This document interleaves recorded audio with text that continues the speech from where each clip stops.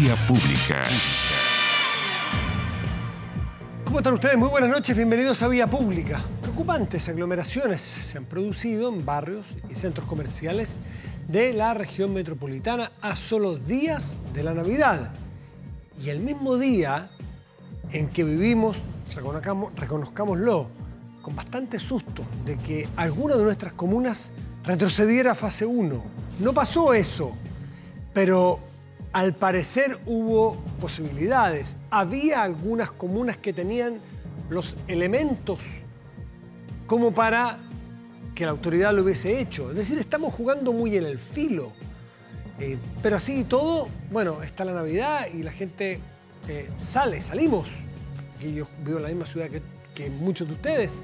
Salimos muchas veces y corremos más riesgos de lo necesario y ponemos en riesgo más de lo necesario a muchas de las personas que viven cerca nuestro. Bueno, esperas de más de una hora, además de ningún protocolo sanitario, acorde a lo establecido por la autoridad, claro, respecto a la pandemia se han repetido en muchos puntos, al menos aquí en Santiago. Hasta donde las personas salieron en masa a realizar sus compras navideñas. Hay que reconocer, sí, que justamente como hoy a mediodía era probable o se pensaba que podía haber medidas restrictivas, probablemente mucha gente salió más temprano pensando en que era la última oportunidad en salir. Pero hasta el 4 de enero, al menos la región metropolitana sigue en fase 2. Por lo tanto, mañana a salir con más prudencia, hay más espacio de tiempo, el comercio está alargado para que no se produzcan estas aglomeraciones. Un panorama que se viene dando desde el pasado viernes, pero que hoy cambió para peor. Por ejemplo, en el Mall Costanera Center, en Providencia, muy cerca del canal, había filas para ingresar a este centro comercial que duraban varias cuadras o que tenían una longitud de varias cuadras. Algunas de ellas incluso llegando a la entrada del metro Tobalaba en la línea 1. A raíz de esta situación, la autoridad sanitaria abrió un sumario en contra de ese centro comercial por deficiencias en la gestión de filas al interior del recinto, falta de señalética, incumplimiento de consumir alimentos. Ojo a que la responsabilidad puede ser, el sumario lo dirá, pero también es nuestra la responsabilidad. Dejamos las cosas para el final. El comercio electrónico ha funcionado mucho mejor que otros años. También es fácil echarle la culpa a los comercios, echarle la culpa a la autoridad y aquí el autocuidado es lo principal. Bueno, se señaló que el mall podrá seguir funcionando a la espera de corregir las observaciones realizadas por el CEREMI de la región metropolitana. Decirle también que ha habido una circulación de personas en nuestra región que es muy importante. A ver si nuestro director tendrá a la mano nuestro mapa de circulación. No lo tenemos por ahora, se lo vamos a preparar y se lo vamos a mostrar. Vamos a la mesa de conversación. Bueno, yo quiero decirle que ese mapa de circulación, que se lo vamos a mostrar pronto, mañana o cuando lo tengamos listo, porque estábamos ajustando algunos detalles, habla que básicamente, esto hecho por CitySense, por si a usted le interesa, puede seguirlo en Instagram, lo que fuere. Si comparamos la semana, los últimos 7 días, contabilizando ayer como el día final, es decir, desde ayer 7 días para atrás, y lo comparamos con la semana 0, que es la semana de marzo, anterior al confinamiento, de marzo estamos hablando, ahora en promedio en la región metropolitana tenemos solamente una reducción del 7% de la circulación de santiaguinos y santiaguinas. Solo el 7%. Si usted mirara la curva, marzo, antes del confinamiento, hizo así, cuando caímos en la parte más dura del confinamiento, subió y estamos prácticamente igual de marzo. Es decir, estamos haciendo vista gorda en la circulación de personas, no solo autos, la vista gorda de la situación en que estamos viviendo. Esto no depende de Júpiter, ni de Neptuno, ni de extraterrestres, depende ni siquiera de finlandeses o de coreanos, depende de nosotros que cuidemos la salud, el verano, el descanso que todos quieren tener y todos se merecen tener, y también la situación económica, sobre todo en el empleo. Mire, muchas gracias, señor director. No estábamos listos, yo recién le di los datos muy tarde, pero alcanzó igual a tenerlos preparados. Ahí puede ver usted, pues, comuna por comuna. Comuna por comuna, puede ver ¿Cuáles las que han bajado? Las que tienen un numerito más bajo, por ejemplo, Las Condes, 4,4, es que solo ha reducido un 4,4 respecto de esa semana previa al confinamiento en marzo. Marzo en la semana 0, antes de las restricciones, hoy en la semana a comparar. Solo Las Condes, por ponerle, porque es la más grande, la que veo de más de lejos, ha bajado solo un 4,4%. Busquemos alguna que lo haya hecho mejor, mucho mejor. Por ejemplo, El Bosque ha bajado un 32,8%, estupendo. Pudahuel, 47%. Así es que ahí está. Pueden verlo, Citizense, cuáles son las comunas que lo han hecho mejor y cuáles las que estamos en deuda. Providencia, que es donde está este canal, 6,8% solamente ha caído. A ponernos las pilitas si queremos tener vacaciones y que no quede la escoba de nuevo con la economía, con los trabajos y nos vuelvan a confinar en muchas regiones o ciudades del país. Muchas gracias, señor director, por ese mapa de circulación y nosotros entramos en un tema más específico que tiene que ver con las medidas. También queremos ver qué pasa con estas variaciones del virus que nos asustan. ¿Qué significa? Bueno, tomamos contacto con la doctora Susan Bueno, que es investigadora del Instituto Milenio de Inmunología, Inmunoterapia IMII y académica de la Pontificia Universidad Católica. Susan, buenas noches y gracias por recibirnos. ¿Cómo estás? Muy buenas noches, Matías. Gracias por la invitación. Muchas gracias a ti por atendernos a esta hora. Partamos por estas medidas que tenemos hoy día. Pasamos susto, reconozcámoslo, a mediodía, al menos yo en el lugar que estaba, en la radio, habíamos 7, 8 personas, nadie hablaba. No se movía una mosca mientras esperábamos que el ministro París o que la subsecretaria Martorell diera a conocer la medida, porque sabía que alguna comuna de la región metropolitana al menos retrocediera a fase 1. Bueno, no pasó nada, hasta el 4 de enero nos dieron, por así decirlo, una yapa, pero depende mucho de nosotros. ¿Cómo viste esas medidas que se tomaron con las cifras que se están dando? No, absolutamente. Yo creo que uno de los aspectos muy importantes que tú dices, Matías, es que esto justamente depende de nosotros porque actualmente lo que conocemos que podemos controlar y que quizás podemos aplicar masivamente a la población para prevenir el contagio de este virus son las medidas para detener la diseminación y que básicamente son las medidas que hemos venido usando desde marzo de este año, que es la higiene, el lavado de manos, el uso de mascarilla, el buen uso de mascarilla, porque claramente vemos también el uso de mascarilla que no cumple su objetivo, que es cubrir totalmente la cavidad respiratoria para evitar esta diseminación del microorganismo, separarnos de esta distancia física, tener menos interacción social, porque es lo que conocemos actualmente con certeza, que el virus se transmite de persona a persona por secreciones respiratorias y por lo tanto tenemos que reducir la probabilidad de tener contacto con otras personas que pudiesen transmitir el virus. Y actualmente, de hecho, las medidas que se tomaron quizás anticipadamente de pasar la región metropolitana a fase 2 claramente ha permitido quizás más que reducir, detener este aumento que se estaba empezando a ver y justamente ha permitido que sigamos en fase 2 durante las próximas 2 semanas, que son las últimas semanas del año. Sin embargo, es sumamente importante un aspecto muy, muy relevante que tú mencionaste al inicio, que esto no depende necesariamente de la fiscalización, de que haya, personas en todos los lados fiscalizando, ¿no? Esto es una responsabilidad personal, porque sabemos que claramente las formas en que se contagian el virus, sabemos que las vacunas están llegando, pero están llegando y van a llegar paulatinamente, entonces no va a ser una solución de un día para otro, y esto yo creo que más importante en la vida y para nuestra familia, un regalo de uno mantenerse saludable y que el resto de la familia también se mantenga saludable. Sí, por supuesto.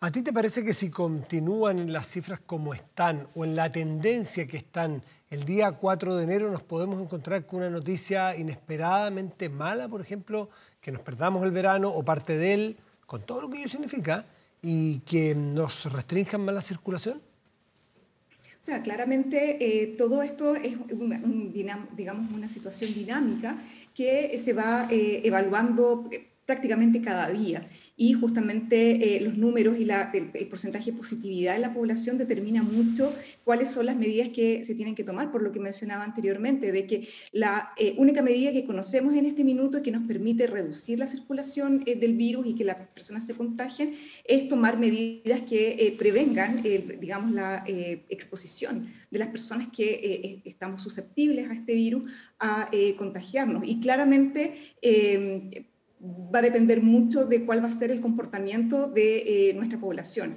Y por supuesto esto es algo que como digo, se va a ir evaluando día a día y bueno, esperemos que podamos mantener esta tendencia de mantenernos en fase 2, de tener una restricción de movilidad, digamos, limitada, pero no llegar a la fase 1, como fue lo que nos encontramos en marzo, que básicamente en el minuto que ya la circulación del virus empezó a detectarse ya era demasiado tarde. Pero uno de los aspectos yo creo que también es importante destacar es que también si se van manteniendo estas medidas, también se va haciendo una buena trazabilidad y se va teniendo los datos suficientes como para ir viendo el progreso de esta, digamos, circulación a nivel de nuestro país, se pueden ir tomando las medidas anticipadas que podrían evitar llegar a un confinamiento total como vimos al inicio de este año. Susan, uno ha visto de las cifras que puede medir y que puede entender, que están al alcance de la ciudadanía, porque las puede leer, es que, por ejemplo, se están haciendo un número súper importante de test diarios. Se llegó a 50.000.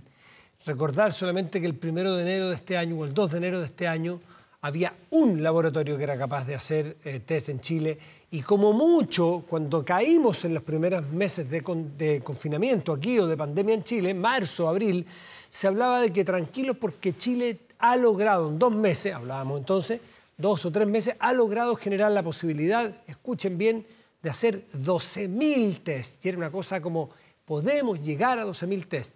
Ha pasado un año y estamos en 50.000 test con un esfuerzo enorme de los laboratorios, de la comunidad científica, de la autoridad, en fin, de los equipos médicos y los científicos en general. Pero la trazabilidad, mucho se habla, hay que mejorar la trazabilidad. ¿Ha mejorado tanto como se están haciendo test? Porque ahí es más difícil saber si es que hemos avanzado y mejorado en eso. Claro, o sea, uno de los aspectos tienen que ir justamente de la mano, lo que tiene que ver con la capacidad, aumentar la capacidad de nuestro país y que yo quisiera destacarlo, justamente la inversión que se ha hecho anteriormente, digamos, en ciencia y desarrollo científico en nuestro país ha permitido que estuviesen estos laboratorios a nivel de todas las universidades que son capaces de hacer análisis moleculares y que cuando se inició esta pandemia rápidamente pudieron adaptarse para poder realizar estos test y por lo tanto eso ha sido un gran acierto y justamente la idea es de aumentar esta capacidad de diagnóstico para poder conocer, digamos, cuáles son las personas que están siendo infectadas y por lo tanto tener esta capacidad de poder identificarlas rápidamente. Pero justamente yo creo que uno de los aspectos que tienen que ir de la mano es también la trazabilidad para poder identificar a los potenciales contactos, porque ya conocemos un poco cómo este virus también tiene sus comportamientos en algunas personas y en un grupo que no es menor, hace enfermedades asintomáticas que permite diseminar, digamos, al virus de manera inadvertida para la persona que lo está realizando.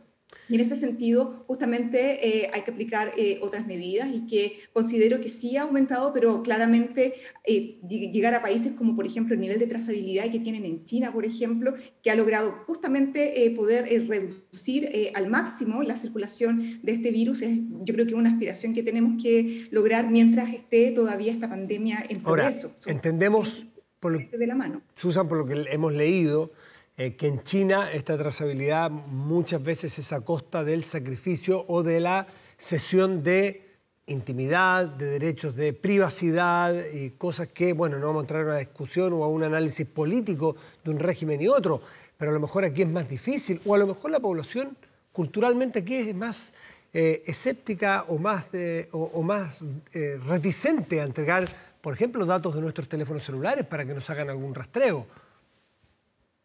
Claro, en ese sentido yo creo que justamente hay aspectos que tienen que ver mucho, digamos, con el comportamiento de las personas en términos de lo que estábamos hablando de cómo se comporta este virus y cómo es la parte de la, digamos, de la transmisión de este virus y justamente para poder realizar una trazabilidad adecuada. Yo creo que es importante tener herramientas que permitan rápidamente a las personas que han sido contagiadas o que básicamente han sido detectadas como personas positivas, puedan básicamente poder identificar a aquellos que puedan estar en contacto. Y yo creo que en ese sentido es sumamente importante que conozcamos y que nos, interioricemos que justamente la disponibilidad, por ejemplo, de otro tipo de herramientas que se están desarrollando actualmente y que nos van a permitir terminar esta pandemia, como por ejemplo las vacunas, son elementos que son sumamente importantes para poder, avanzar hacia un punto en el que podamos, a través de la inmunización activa, poder reducir esta posibilidad de contagiar a otras personas. Y yo creo que en ese sentido, a nivel global, se ha hecho un esfuerzo enorme justamente para entregar herramientas que permitan, a través de una intervención, que en este caso es una intervención del uso de vacunas, que lo hemos usado por, años, siglos, ha permitido cortar los contagios y, por supuesto, tener una forma mucho más, no dependiente del comportamiento o de los datos de las personas para poder cortar las transmisiones de los microorganismos. Susan, tú has mencionado las vacunas ya 2 o 3 veces. Tú trabajas en este Instituto Milenio, en la Universidad Católica, que están particularmente involucrados en el proceso de la vacuna que cuantitativamente al menos tenemos cifradas nuestras mayores esperanzas, que es la de Sinovac, de los chinos, como se le llama, porque están los norteamericanos, los chinos, las otras son también norteamericanas, aparentemente. Bueno, la de Oxford no, es sueca-británica. Esta de China, en la cual tú me imagino que lo conoces mucho más en detalle y estás trabajando en las pruebas que se están haciendo aquí en campo. ¿Qué falta para que lleguen? Porque tienen comprometidas con Chile 10 millones de dosis, entiendo, ¿no? O para 10 millones de personas. Pues son, exacto. O sea, 20 millones para 10 millones de personas, ¿no? Actualmente, claro, lo que se tiene un acuerdo, sí, que fue de hecho uno de los primeros acuerdos que se realizaron gracias, a la colaboración que la Universidad Católica y Sinovac tenía, desde bastante tiempo, que en la Facultad de Ciencias Biológicas somos un grupo importante de académicos que estamos trabajando en el desarrollo de vacunas para virus respiratorios, y esto lo llevamos desarrollando hace más de 10 años, y justamente dentro de las colaboraciones que tenemos con otras entidades, de investigación y científica a nivel mundial, una de ellas es Sinovac, y justamente conocimos muy temprano el desarrollo que ellos estaban haciendo en el área de nuestra colaboración, y decidimos hacernos parte de esta carrera para poder lograr una vacuna, Susan, y por eso se logró justamente un acuerdo de colaboración muy temprano, uno de los primeros que se hizo para asegurar una cantidad de vacunas importantes para nuestro país. Y de acuerdo a la pregunta que tú me hacías, Matías, ¿qué es lo que falta para que estas vacunas ya empiecen a llegar? Uno de los aspectos muy importantes son los datos de eficacia que se tienen que, analizar y entregar una vez que todos los análisis que están haciendo en los estudios fase 3 que están ocurriendo en varios países, entre ellos Brasil, que ha reclutado más de 13.000 personas que fueron vacunadas y que se están siguiendo, ver que efectivamente con estos datos la vacuna demuestra eficacia, y una vez que demuestre eficacia, iniciar toda la tramitación para que entidades regulatorias puedan aprobarlas e iniciar su uso de emergencia en los diferentes países, incluidos Chile. Si comparamos con otras vacunas que están, ¿cuánto tiempo le debiera faltar en promedio, una aproximación a esos estudios en terreno en Brasil, en Chile y en otros países, en otros continentes, para poder ya dar un número estimado de eficacia? Que para otros lo hemos escuchado en el 93%, en el 94%. ¿Cuánto falta para poder tener una cifra de ese tipo, tú crees?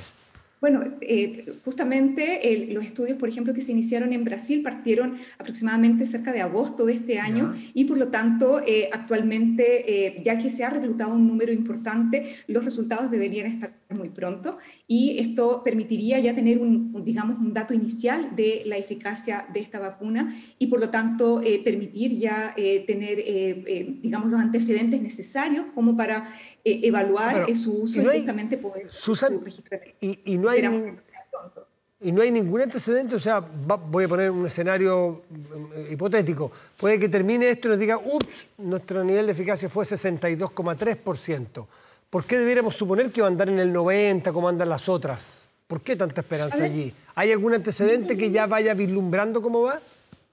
Bueno, todos los antecedentes que se generan en estos estudios clínicos tienen que ser analizados por comités independientes. Entonces, ellos reciben los datos que se van obteniendo a través de estos estudios clínicos y estos comités independientes que están formados por múltiples expertos, estadísticos, médicos, etcétera, hacen los análisis y entregan la información y, digamos, el resultado de eficacia. Hasta que estos comités no entreguen la información, no se puede anticipar, porque recuerden que estos estudios son del tipo ciego, básicamente. Ni los investigadores ni los... Esta Sinovac, Susan, ¿en China se ha usado esta de Sinovac o todavía no? Bueno, actualmente esta vacuna recibió justamente una aprobación de emergencia y ya se ha inmunizado un grupo importante de la población en China, y lo que hasta este minuto sabemos... ¿Con la de Sinovac? Con la de Sinovac, justamente. Perdón, ¿y qué? Disculpa una cosita. De su perfil de su performance es justamente que tiene un excelente perfil de seguridad. Sí, en seguridad sabemos que eso se da en las fases anteriores, 1 y 2. Pero si es que en China ya tienen un permiso, una autorización para vacunación de emergencia, ¿lo hicieron con qué porcentaje de eficacia en China? Actualmente se iniciaron los estudios justamente, o sea, se inició esta vacunación para su aprobación de emergencia con los datos justamente de respuesta inmune. Actualmente la respuesta inmune que se conoce que induce esta vacuna es justamente superior al 96%, es decir, el 96% de las personas que se vacunan son capaces de inducir una respuesta inmune de anticuerpos neutralizantes, que conocemos que son los que... al parecer son los que se correlacionan con la protección. Pero definitivamente, una vez que los estudios que se están haciendo en Brasil, que ya está esta fase clínica 3, que tiene este porcentaje importante de población, se liberen, esto va a dar pie para justamente poder comenzar los registros en otros países. Por los antecedentes que ustedes tienen, una vez que ya tengan estos estudios de eficacia en Brasil, en Chile y en otros continentes, ¿es inmediato que van a pedir las autorizaciones a los distintos servicios de salud, así el ISP de Chile y otros paralelos, para entrar, o va a hacer falta alguna publicación en alguna revista científica internacional de renombre y prestigio? Sí, eso es muy importante aclararlo. Obviamente, la publicación de los datos en revistas científicas que tienen comités editorial y que son evaluadas por pares, justamente le da una, una relevancia importante, y es un plus, pero no es un factor, digamos, obligatorio para que las solicitudes de registro de vacunas se realicen en las entidades regulatorias de los diferentes países. Obviamente, todos estos datos independientes que hayan estas publicaciones que se generen en estas revistas internacionales, las entidades regulatorias tienen que tomar todos los antecedentes y revisarlos de manera independiente, justamente para poder analizar toda la información que se tiene, ver la calidad de los datos y de esta manera tomar la decisión de poder registrar una vacuna en cada uno de los países. Y cada país tiene su entidad regulatoria, y por supuesto el registro en otras entidades regulatorias de otros países, por supuesto, es un buen antecedente. Las publicaciones en revistas científicas son muy buenos antecedentes, pero esto no es, una condición obligatoria, sino que cada país tiene que revisar con su comité los datos que presenta cada una de estas, estas vacunas o estas compañías que están generando estas vacunas, para analizarlas de manera independiente y tomar la decisión de que efectivamente cumple con todos los requerimientos para poder ser aplicadas en la población. Esa es una buena radiografía de esa vacuna, de la cual tenemos cifrados como país muy buena parte de nuestras esperanzas por lo cuantitativo, por la cantidad de vacunas y dosis que ha comprometido China con el gobierno de Chile en un acuerdo hecho ya hace muchos meses. Eso es Sinovac. Estaremos atentos a las autorizaciones, a los resultados, a las publicaciones y eventualmente a la petición de autorización para que ojalá en enero empiece a vacunarse con Sinovac. Susan, bueno, muchísimas gracias por recibirnos, por explicarnos y por tu tiempo esta noche aquí en Vía Pública. Muchas gracias a ti, Matías, y bueno, todos a seguir cuidándonos mientras no hayan vacunas. Tenemos que seguir cuidándonos, como ya lo sabemos. Susan, buenas noches, como siempre, gracias. Buenas noches. Hacemos una pausa y volvemos en Vía Pública.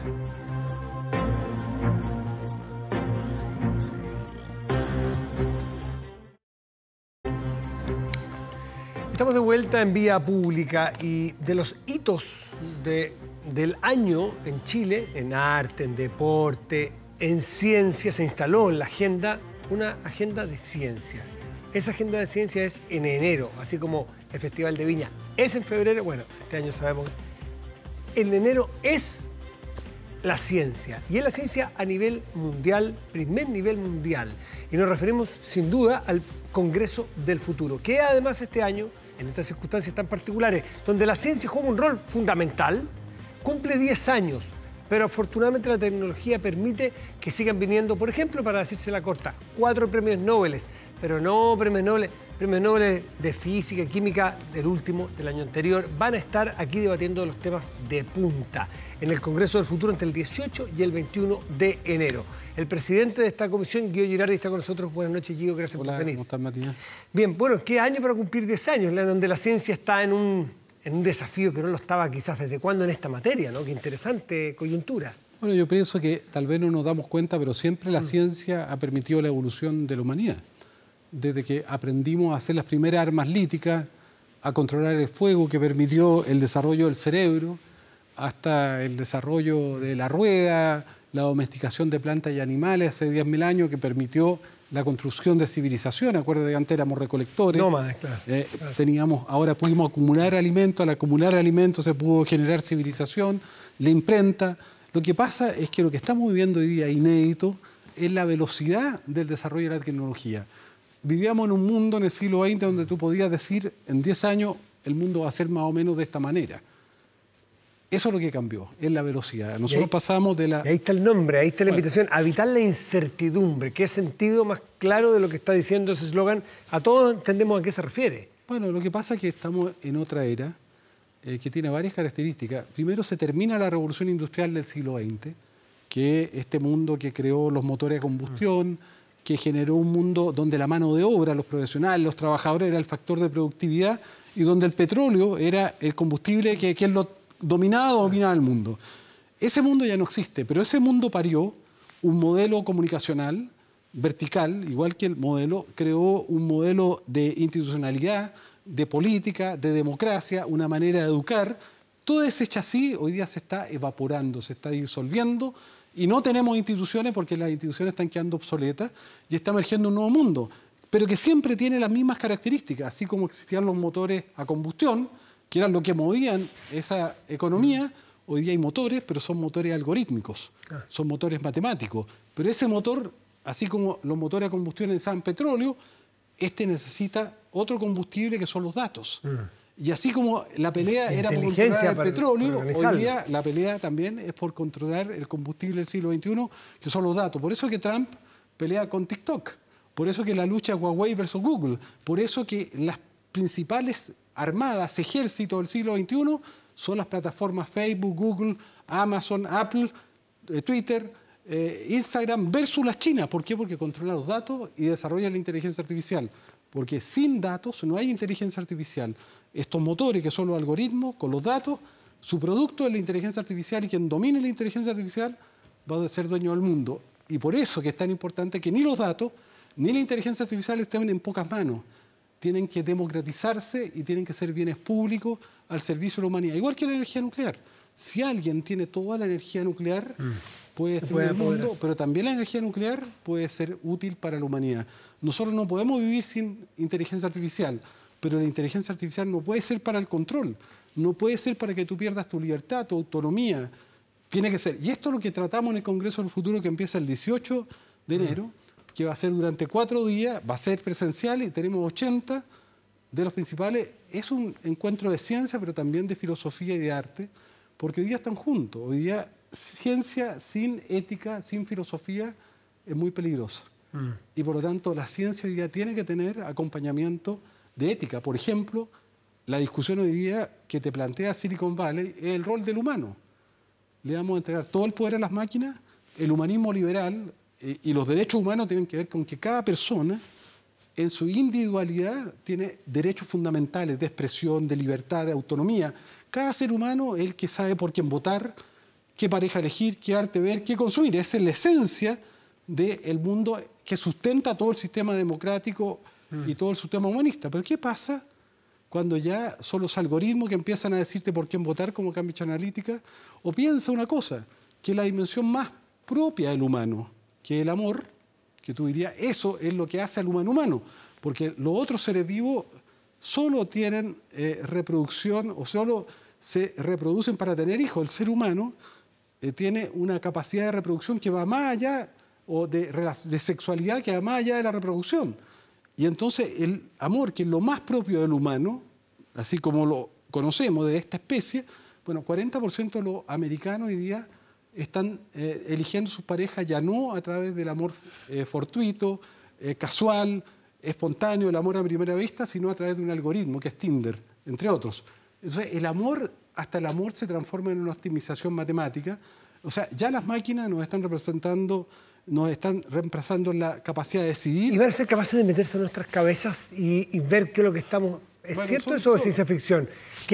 ¿Habrá la posibilidad de poder leer lo que tú estás pensando? O sea, lo que ya pasó, y por eso estamos en este proyecto con Rafael Yuste, que es el director mundial del proyecto BRAIN, que fue la persona que eligió el presidente Obama para liderar el proyecto más importante después del genoma humano, el cableado del cerebro humano, porque la inteligencia artificial, los algoritmos, lo que hacen es copiar el funcionamiento del neocórtex. De hecho, la tecnología más importante que ha habido en los últimos años, que dio un salto gigantesco exponencial en la inteligencia artificial, se llama el Deep Learning, aprendizaje por reforzamiento.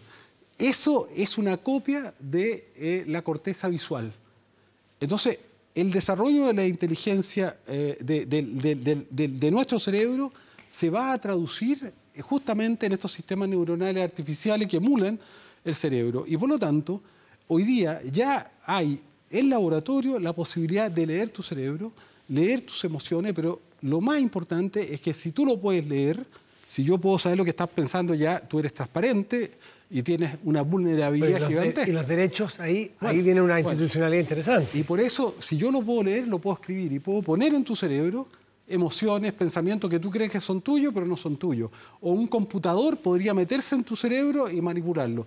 Por eso que estas tecnologías, que pueden servir para el Alzheimer, que pueden servir para el Parkinson, para la esquizofrenia, evidentemente tienen un bien altruista, pero tienen que ser usadas con un fin altruista porque también pueden ser un instrumento de dominación. Y por eso que con Rafael Yuste, este líder mundial de neurociencia, más de los 25 de los más importantes neurocientíficos del planeta, junto con el rector de la Universidad de Chile, Enio Vivaldi, de la Universidad Católica, Ignacio Sánchez, con todos los decanos de las facultades de la Universidad Católica, elaboramos este proyecto de neuroderecho.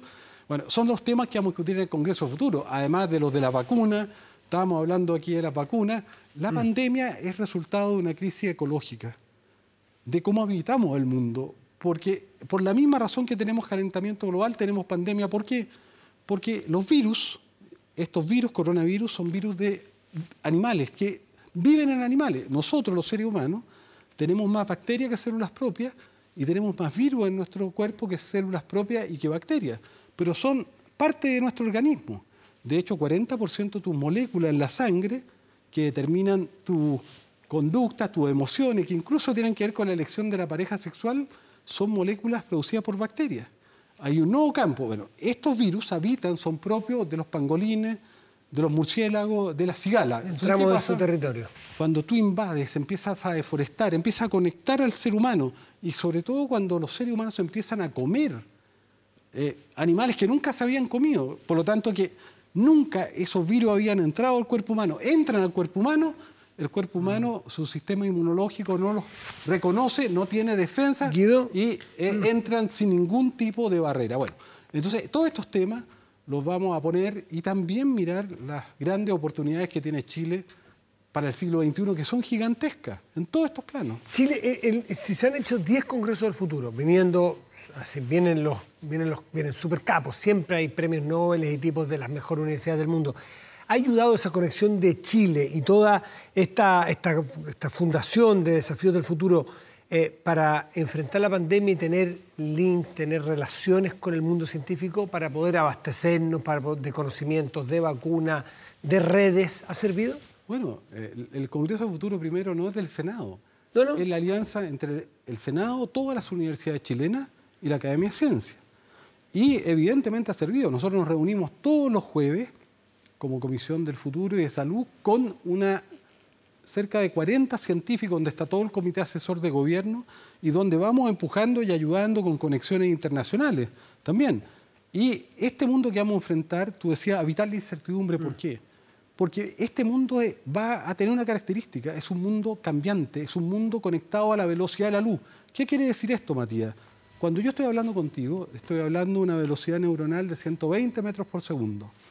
Toda la era analógica del siglo XX, uno podría decir, es a 120 metros por segundo porque es la capacidad de procesar nuestro cerebro, que además tiene la misma capacidad de memoria hace 200.000 años.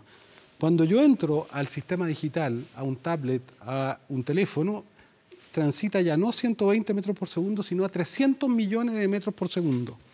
Y se genera la primera disrupción y está todo interconectado. Y si yo pongo algo acá y va a una red... Fuera. No, efecto mariposa. Claro, Tú no sabes las claro. consecuencias que puede tener, pero la capacidad de memoria de estos aparatos se está duplicando cada 18 meses y se va a duplicar en la era cuántica, que ya empezó cada segundo. Piensa las brechas que van a haber con el ser humano. La inteligencia artificial hoy día es 100 veces más potente un año a otro. Nuestro cerebro hace 200.000 años es igual. Y el futuro, en 10 años, va a ser 1.000.000 de veces más potente un año a otro. Y en el 2045, Ray Kurzweil, que es el director de la Singularity University, dice que va a ser 1.000 millones de veces más potente la inteligencia artificial que la de todos los seres humanos juntos. Muy difícil que proyectemos. Te quiero hacer una pregunta eso para... genera incertidumbre, la crisis ecológica, de desigualdad, la crisis de obsolescencia de las instituciones, más el aceleramiento de este mundo que no puedes prever. El síntoma es la incertidumbre. ¿Qué es lo que busca el Congreso Futuro?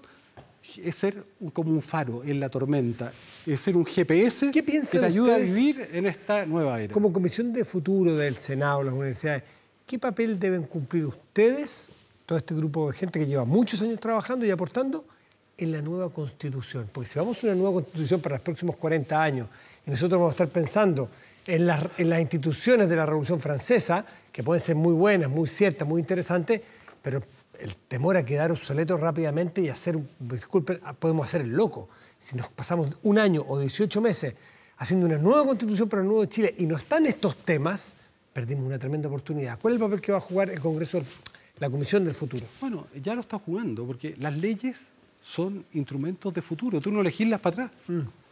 No son retroactivas, legislas para adelante.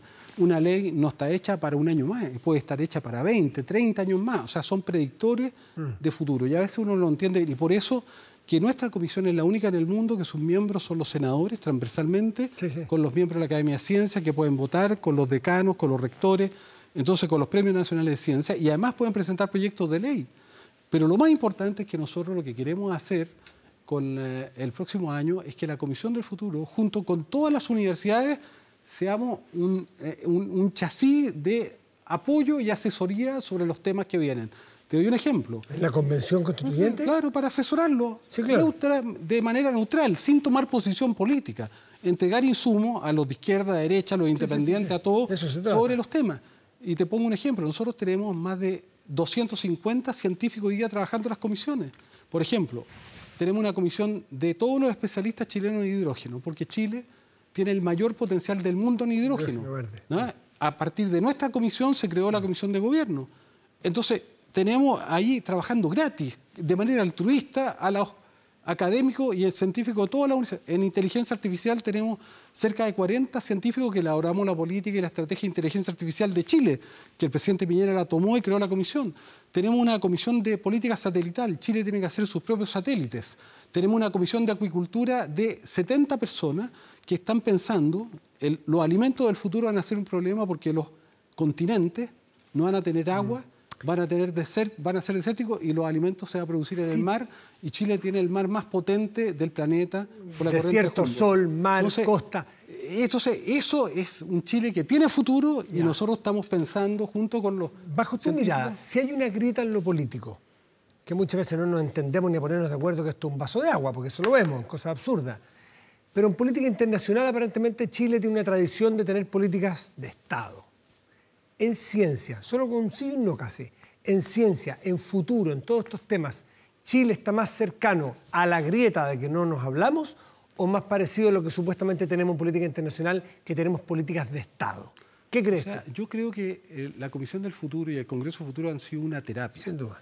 Te lo puedo poner de esta manera, porque cuando nosotros presentamos este proyecto Neuroderecho, que primero en el mundo es pionero, hasta el equipo del presidente Biden llamó a Rafael Yuste para decirle que quería informarse de lo que estábamos haciendo, y muchos centros científicos y parlamentarios del mundo están mirando la experiencia de esta política de neuroderecho. Lo interesante que tiene es que los que firmaron ese proyecto y lo aprobaron son Coloma, Chaguán, la senadora Goich, el senador Durresti y yo, de izquierda a derecha, y sacamos... Ya. Fue unánime la votación en el Senado. Piensa cuántos proyectos. Entonces, la ciencia y el futuro pueden unir a Chile. ¿Por qué? No, sin duda que pueden. La pregunta es si lo están haciendo, ¿no? Que puedan, no hay duda. Pero bueno, sí, nosotros estamos trabajando en esa dirección. Sí, lo he visto. Y el Congreso del Futuro, tú tienes a toda la derecha, a toda la izquierda, a todo el centro. ¿Por qué? Porque lo que sucede es que nuestras visiones ideológicas están hechas para el siglo XX. Y yo creo que la izquierda y la derecha no tienen reflexión para el siglo XXI. Entonces es más fácil encontrarse porque no tenemos los prejuicios ideológicos, la carga del siglo XX. Pero el siglo XXI está lleno de desafíos de igualdad, de equidad. Solo piensa que la mitad de los trabajos van a desaparecer de aquí a 20 años más. Eso dicen todos los modelos de desarrollo reemplazados por la robótica y la inteligencia artificial. En el siglo XX, una persona entraba a un trabajo, pensaba que iba a hacer carrera y ojalá jubilar en la misma empresa. Hoy día nuestros jóvenes van a tener no solo varios trabajos, van a tener varias profesiones, pero además en el siglo XX el 80 o el 70% de la renta del capital de alguien que invertía se tenía que pagar en remuneraciones, ¿no es cierto? Porque los seres humanos eran los que movían el sistema, eran el factor de productividad. Hoy día es la tecnología y no los seres humanos. Y por lo tanto, este mundo puede ser mucho más desigual si no tomamos atención. ¿Por qué? Porque el 90% de la renta capital se va al bolsillo y solo el 10% a mano de obra. Y piensa una sola cosa, estamos hablando de la reforma previsional. ¿Cuál es la gran solución para la reforma previsional? ¿Sabes cuál es? Que los empleadores van a tener que agregar 6 puntos más. 6 puntos de cotización. Ya, pero eso es para el siglo XX. ¿Por qué? Porque en el siglo XXI no van a haber empleadores. Porque una parte de los seres humanos no van a tener trabajo.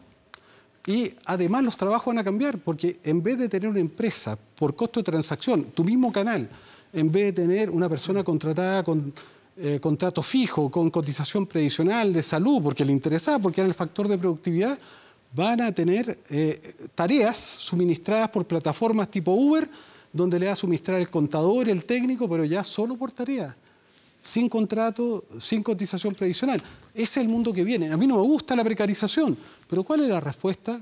Vamos a pensar en una renta básica universal para las personas que queden económicamente inútiles, que no tengan trabajo. Bueno, ¿cómo vamos a armonizar entonces un sistema de seguridad social si estamos pensando en la lógica del trabajo en el siglo XX? Me agotaste, Guido, me agotaste con la cantidad de desafíos del futuro que hay, pero fascinante. Pero la gracia es eso, que estamos viviendo un momento único en la historia de la humanidad. 10º año del Congreso del Futuro, habitar esa incertidumbre que Guido nos plantea como desafío, no para tenerle miedo, sino que para entrarle y como invitación en este desafío constitucional, cruzar estos temas. Y véanlo a partir del 18, lo pueden ver, ojalá, en 24 horas, que es nuestro media partner, lo pueden ver en la página del Congreso del Futuro. En la página, en el Senado, en DirecTV, lo pueden ver en BTR, lo pueden ver. Vamos a tener muchas plataformas de muchos medios asociados, cooperativas, CNN. Así que la invitación es a ser parte de esta aventura, porque Chile tiene futuro. Y lo que nosotros tenemos que aprender es a habitar y a vivir en este mundo de tormenta, porque venimos de un mundo de certeza. Y entonces tenemos que tener faros y GPS que nos permitan vivir esta nueva realidad. Guido Girardi, muchas gracias por estar aquí esta noche, sobre todo con el entusiasmo del futuro. Se agradece. Que te vaya muy bien.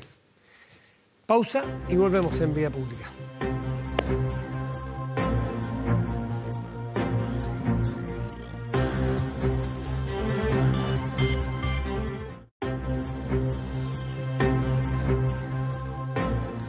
Protéjase de la delincuencia con Tepillé, vigilancia en tiempo real de cámaras de seguridad con audio disuasivo para su empresa. Alarmas Tepillé, con cámaras conectadas a su smartphone y botón de emergencia móvil para su hogar.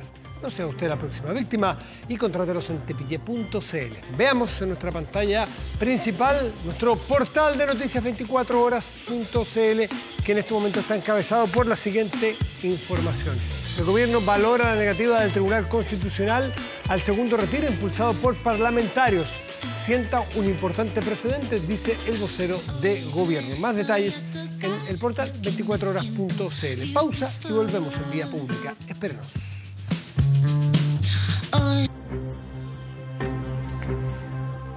El nuevo Mi 10T es ya disponible en Chile. Encuéntralo en los principales puntos de distribución y canales de retail. Dale poder a tus ideas con el nuevo smartphone flagship de Xiaomi, con el poderoso chipset Snapdragon 865 y pantalla ultra fluido de 144 Hz.